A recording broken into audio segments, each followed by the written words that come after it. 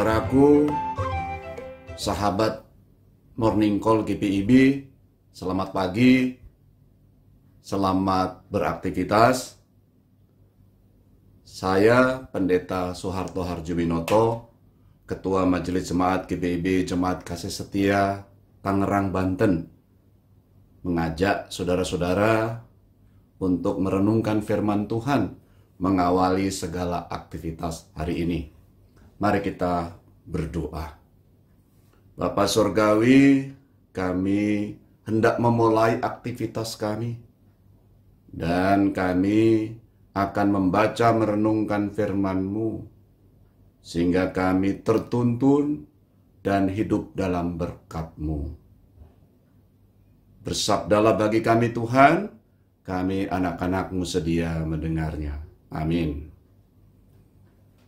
Sesuai dengan pembacaan pagi ini dari SBU, kita membaca kitab Efesus pasal 6 ayat 18 sampai 20. Saya membacakan bagi saudara-saudara. Firman Tuhan, berdoalah setiap waktu dalam roh dan berjaga-jagalah di dalam doamu itu dengan permohonan yang tak putus-putusnya untuk segala orang kudus. Juga untuk aku, supaya kepadaku, jika aku membuka mulutku, dikaruniakan perkataan yang benar, agar dengan keberanian aku memberitakan rahasia Injil, yang kulayani sebagai utusan yang dipenjarakan. Berdoalah supaya dengan keberanian aku menyatakannya, sebagaimana seharusnya aku berbicara. Saudara-saudaraku, orang Kristen kita itu dipanggil untuk menghadirkan damai sejahtera. Apapun yang kita alami, pergumulan seberat apapun, disitulah kita semakin matang dan kita akan mengucap syukur pada waktunya ketika kita bisa melewati pergumulan-pergumulan itu. Paulus mengajak kita untuk menerima konsekuensi dan risiko sebagai pengikut Kristus. Tetapi sekaligus juga menjadi berkat bagi sesama. Ini sangat tepat untuk kita hidup di negara kesatuan Republik Indonesia. Karena adanya perbedaan, tetapi juga adanya semangat untuk membangun secara bersama negeri yang kita cintai ini. Dengan menerima, maka kita akan semakin mampu berkarya. Menolak adalah cara yang tidak tepat. Dengan kita menerima, maka ada pintu masuk. Kita bisa mewujudkan sebuah kehidupan yang dapat menjadi berkat. Kita tahu bahwa sebagai orang Kristen, konsekuensinya adalah dia bisa dibenci. Orang-orang Yahudi membenci karena mereka membunuh Kristus, tetapi pengikutnya, orang-orang Kristen bertumbuh makin banyak. Ya tentu saja dibenci. Dan orang Kristen hidup karena anugerah, bukan karena usaha. Ini membuat mereka tentu semakin membencinya. Demikian juga penguasa Roma tentu mengalami kesulitan karena Kristus disalibkan. Dan jumlah yang bertambah itu menjadi pergumulan tersendiri. Karena itu penghambatan dilakukan. Saudara-saudaraku, kalau kita bisa menerima, maka kita akan menjadi berkat karena kita orang-orang yang dipersiapkan oleh Tuhan untuk mengembangkan kebersamaan, dan kita melewati berbagai kesulitan, dan Kristus yang akan memampukan kita tetap bahagia untuk menjalani kehidupan anugerah Tuhan. Bahkan kita bisa mengembangkan kehidupan bersama untuk mencapai cita-cita kita bersama sebagai anak bangsa, mewujudkan keadilan, ya, kedamaian, kesejahteraan juga bagi bangsa-bangsa lainnya. Itu yang termaktub dalam pembukaan Undang-Undang Dasar. Sebagai orang Kristen kita berdoa. Kita diajarkan di sini untuk mendoakan orang-orang kudus, ayat yang ke-8. 18 maksud saya. Karena memang orang-orang kudus bergumul dan dia akan terus berkarya. Dia akan membawa damai sejahtera. Bahkan di sini kita bisa juga menghadapi berbagai tekanan-tekanan, kesulitan-kesulitan. Karena itu, layaklah kita mendoakan saudara-saudara kita. Dan tentu saja mereka akan dimampukan karena Kristus juga mendengarkan, tahu akan pergumulan-pergumulan yang kita alami. Sebagai bangsa, sebagai negara yang merdeka, kita bukan berarti tanpa masalah lagi, tapi kita harus mewujudkan kehidupan bersama. Dan jika kita berbesar hati, tentu ini akan menjadi berkat bagi Indonesia tercinta. Dengan berbagai perbedaan, berbagai pergumulan yang kita alami bersama. Paulus, contoh konkret. Sebagai seorang pelayan, dia mengajarkan kerendahan hati. Dia minta didoakan oleh jemaat. Ini kita sebagai orang-orang percaya hendaknya mencontoh agar kita juga tidak menjadi sombong karena kita mampu menghadapi berbagai pergumulan. Tapi kita tetap ada dalam Tuhan yang memberikan kepada kita kemampuan untuk mengatasi berbagai permasalahan, dan kita semakin rendah hati pula. Kita tidak berbesar hati, tetapi kita terus meminta agar Tuhan memberkati hidup kita. Hari ini kita akan melakukan kegiatan-kegiatan kita. Kita akan berani menghadapinya, apapun tantangannya, karena kita selalu rendah hati. Seperti Paulus yang rendah hati. Efesus 6 ayat 19.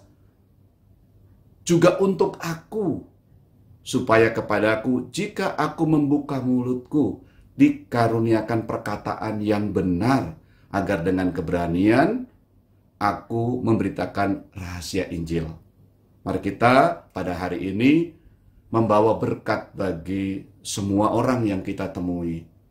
Kita bekerja, kita melakukan kegiatan, kita beraktivitas, kita meneladani Kristus, dan juga kita meneladani Paulus dalam hal ini. Kristus rendah hati. Bahkan kedudukannya sebagai Allah, sebagai anak Allah. Dalam kitab Filipi, dia tidak tonjolkan. Demikian juga Paulus, dia adalah pelayan Tuhan, membuka pelayanan tetapi dia minta didoakan. Mari kita terus bekerja, membangun kehidupan hari ini dengan cinta kasih surgawi bagi yang lain, saling mendoakan, saling menguatkan. Selamat membangun kehidupan, selamat beraktivitas pada hari ini. Tuhan memberkati kita. Mari kita bersatu dalam doa. Bapa surgawi, kami hendak beraktivitas hari ini dengan kami menerima sungguh-sungguh sebagai murid-Mu. Kami menerima risiko, menerima konsekuensi, kami dapat memahami keberadaan orang lain. Dan tentu kami akan membantu mereka juga, sebab mereka juga tidak tahu apa yang mereka perbuat.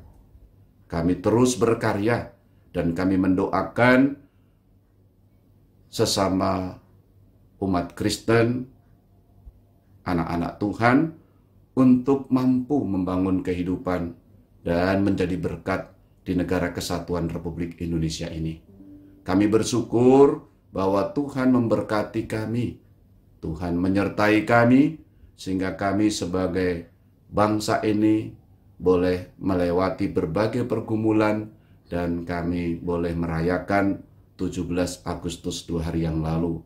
Betapa bahagianya kami, dan kami akan menyongsong perjalanan kami terus ke depan. Terpuji Engkau Tuhan, di dalam Putra-Mu Tuhan Yesus kami berdoa kepadamu. Amin. Selamat beraktivitas saudara-saudaraku. Selamat berkarya, Tuhan Yesus memberkati kita.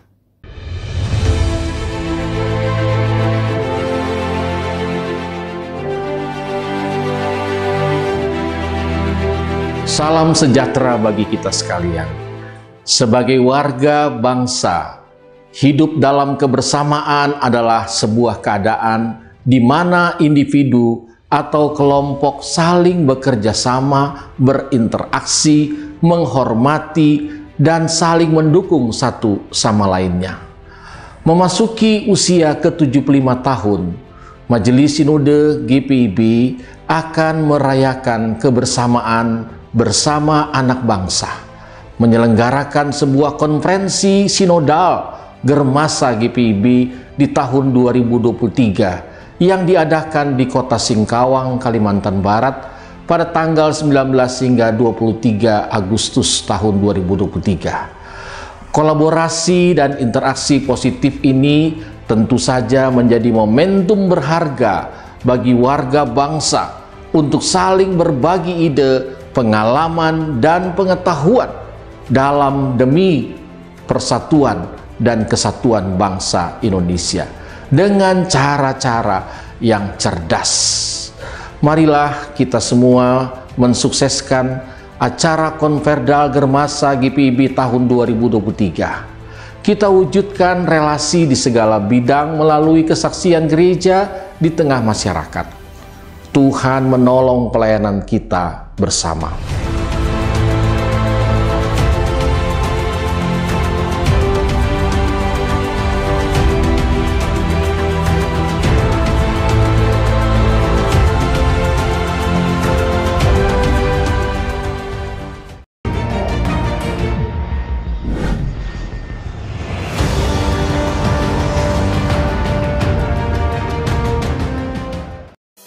Sekolah Tinggi Ilmu Kesehatan Gria Husada Surabaya membuka penerimaan mahasiswa baru tahun ajaran 2023 sampai 2024.